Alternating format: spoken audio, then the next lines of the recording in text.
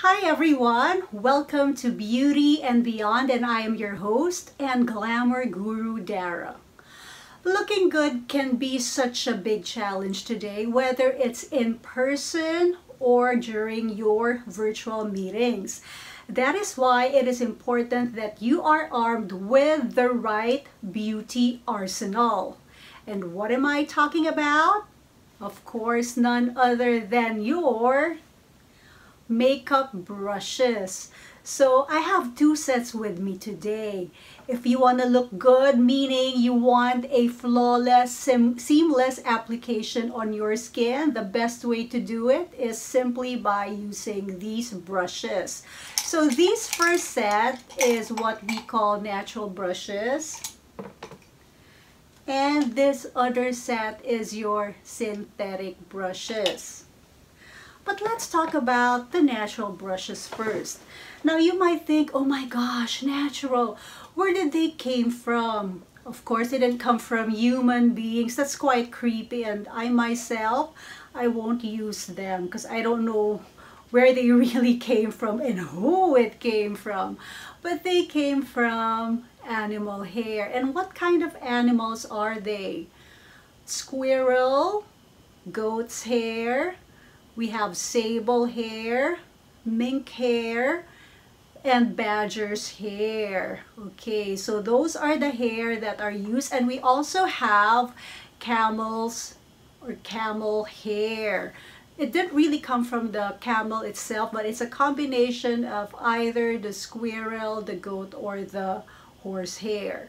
Now you might ask, what are the advantages of using natural brushes?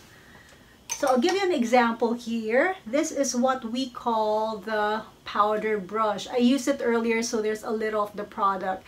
What's nice about having natural brushes is it has amazing power pickup, or it picks up the product really easily. So let me just give you an example. So this is my powder. So let's take some of the product.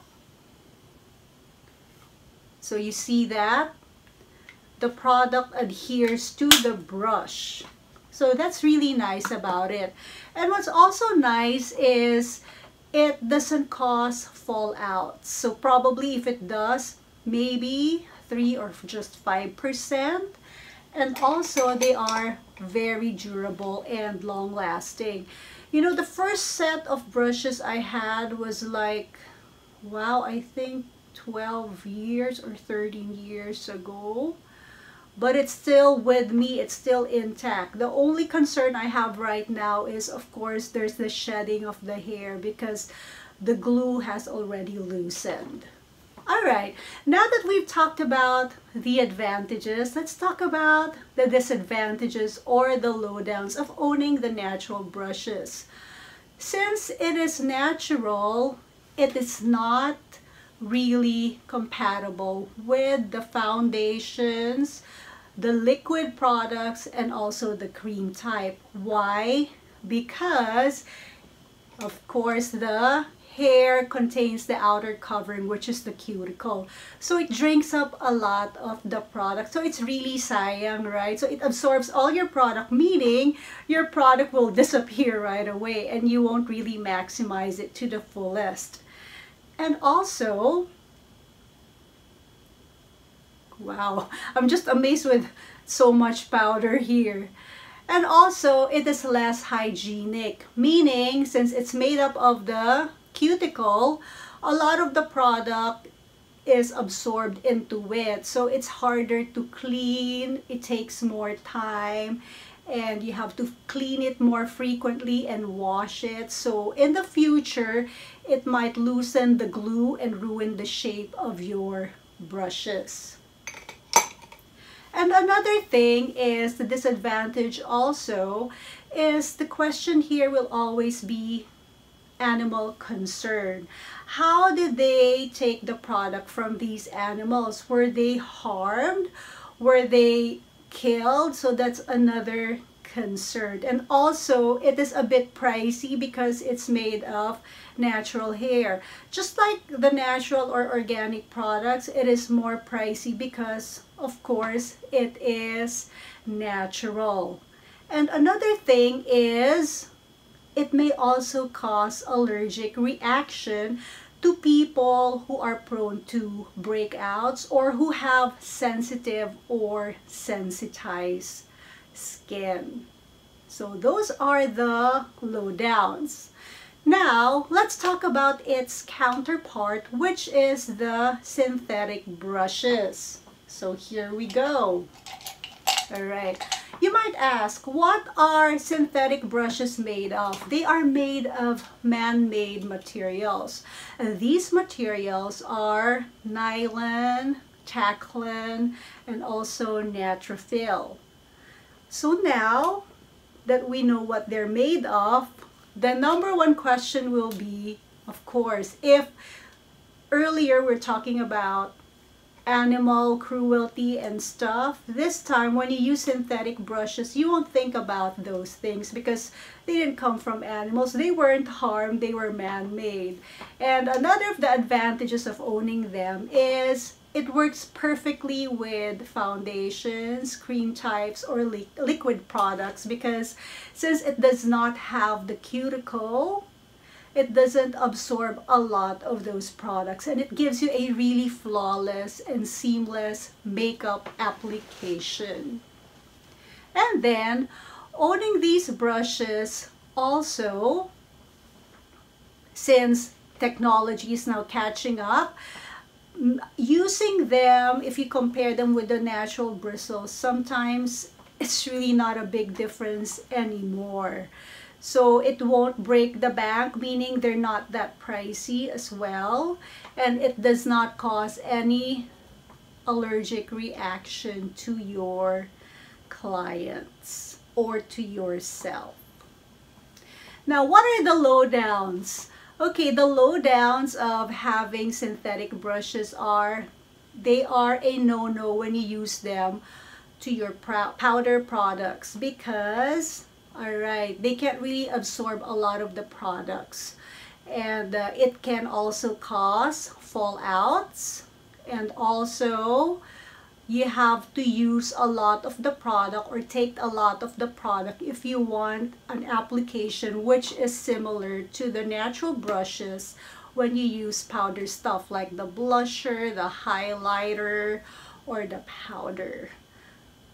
So there, so those are the advantages and disadvantages of owning natural and synthetic brushes. Now that you know them, let's talk about, all right, makeup essentials or makeup brush essentials. This is very important because a lot of my friends and my clients would say, do I really need to buy so much? All right, let me show you something. You don't have to own. I'll show you an example. Wow.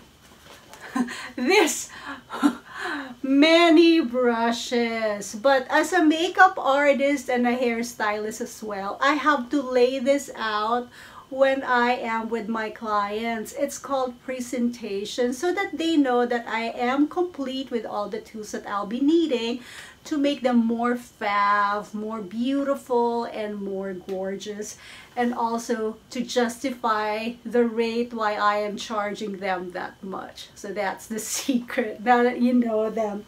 And of course, this took years before I bought them, and a lot of them were also not just bought but given to me by friends and clients. All right. Okay, so what are the essentials? So if you're just a beginner and you don't know what to choose from, it can be overwhelming when you're in a beauty store because they have so much brushes and every year they come up with newer ones, right? So I would suggest that you just pick, maybe the least would be 10 makeup brushes to start with, and then you can build up later if you want. Okay, so let me share them with you. The most important brushes are the powder brush. This is very important.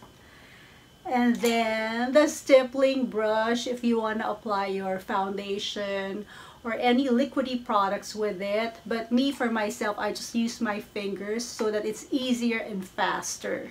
Or there's another option. You may also use this sponge if you like. Make sure you wet it first before you use it so that it doesn't absorb so much of the foundation or any liquid product. And then, all right, you need your contouring brush.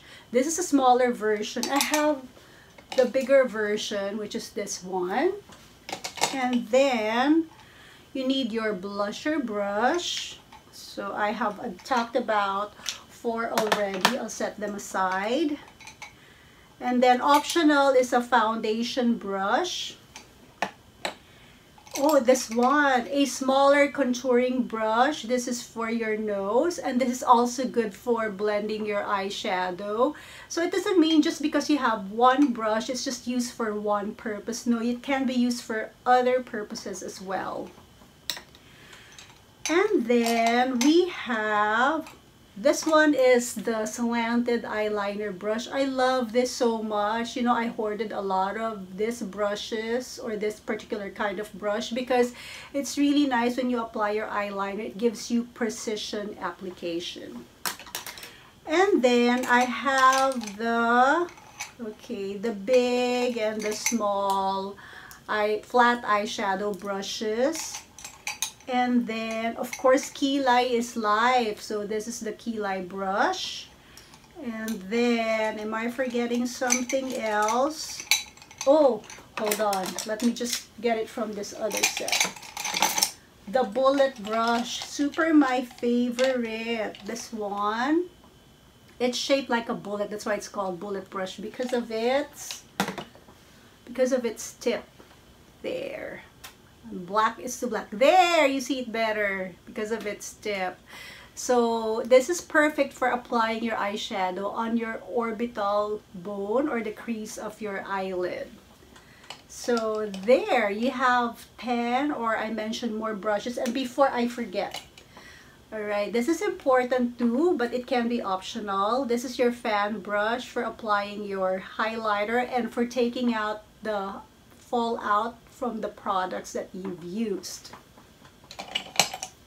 Now that we've talked about your essentials, let's move on to the, you might say, oh, am I such a nerd? No, but this is, you know, I talk about this, and then in my class, of course, I explain it a lot, but you'll never know, you'll be surprised. It could be an icebreaker when you go to parties or you meet someone and you share a common interest. It's really interesting. So this time, let's talk about the parts of the brush.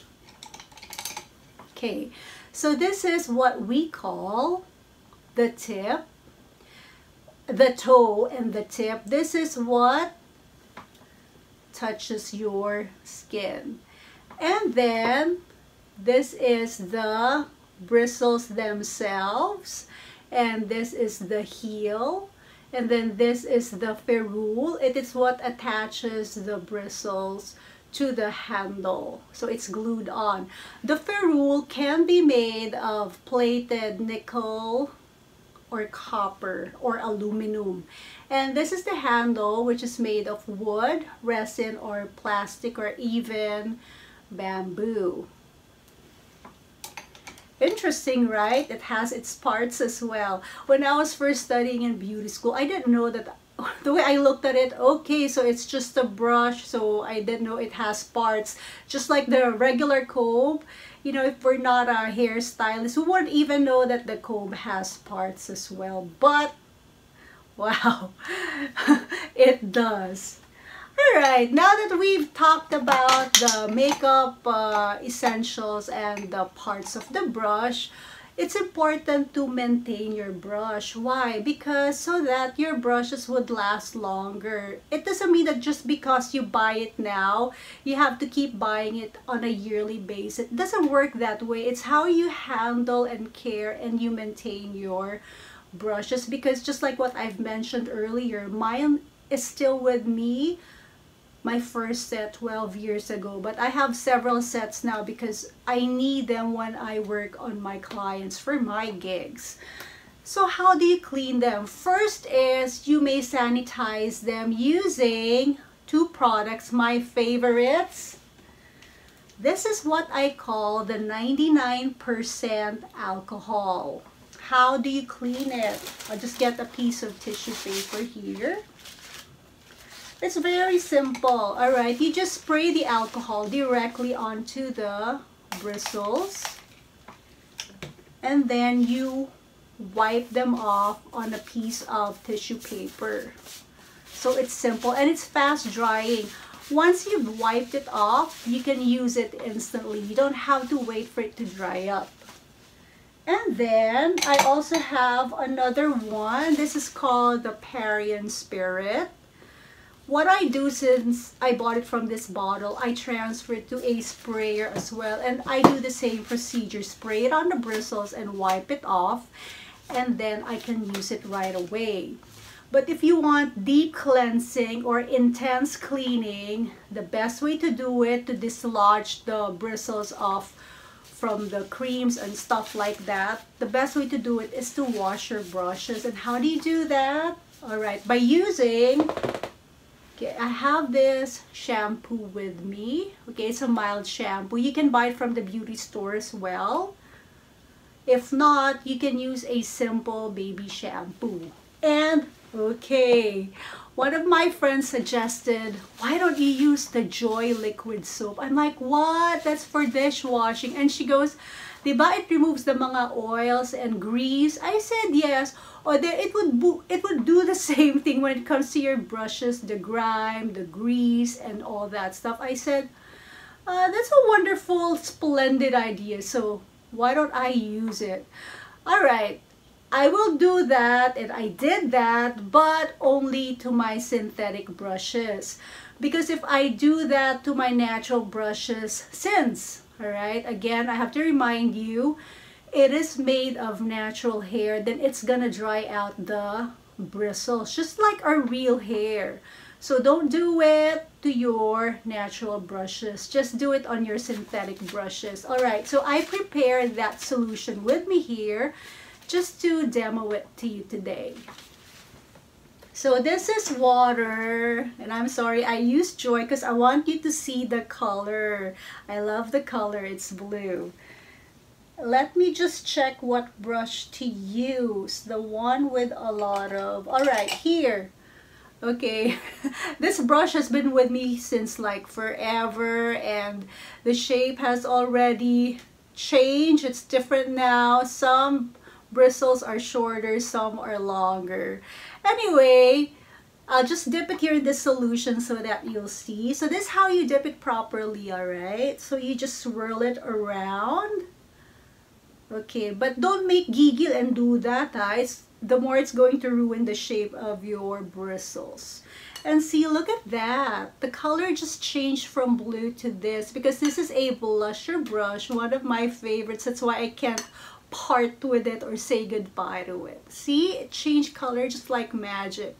And then after you do this, all right, so if you're gonna rinse it, make sure that it faces down the faucet.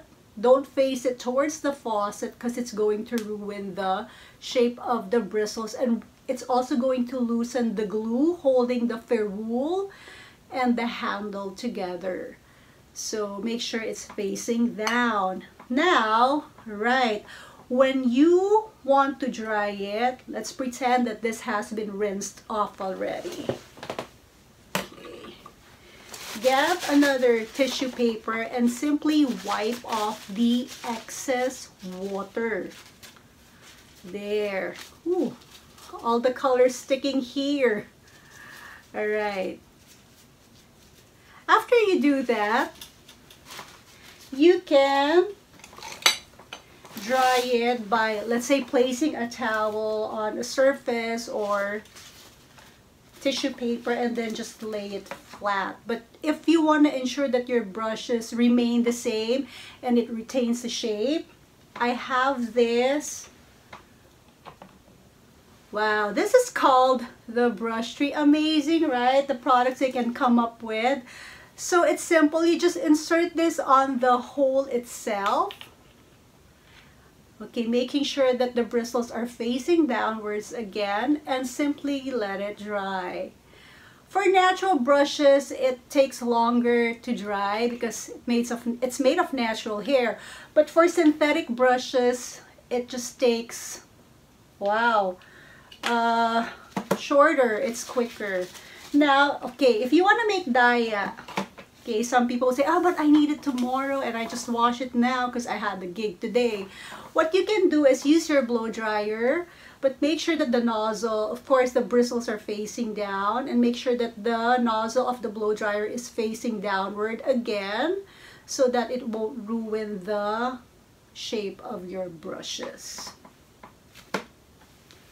So there! Wow, that was a long topic today. So what did we talk about? We talked about your beauty arsenal, the brushes, the synthetic and the natural brushes, their advantages and disadvantages, your makeup brush essentials, and how to clean and sanitize them so that your brushes will last longer.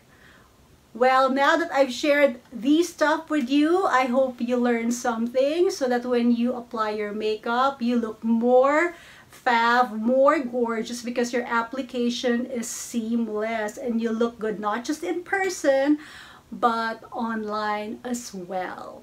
So thank you for joining me today. Again, this has been Dara for Beauty and Beyond. I'll see you again soon.